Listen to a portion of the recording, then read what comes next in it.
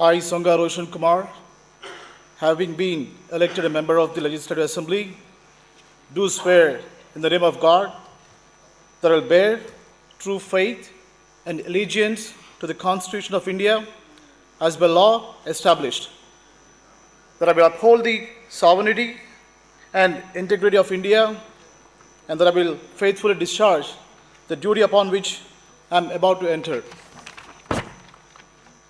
I, Songa Roshan Kumar, member of Andhra Pradesh Legislative Assembly, swear in the name of God that I shall abide by and follow the rules, observe the etiquette, and respect the conventions of the House. Thank you.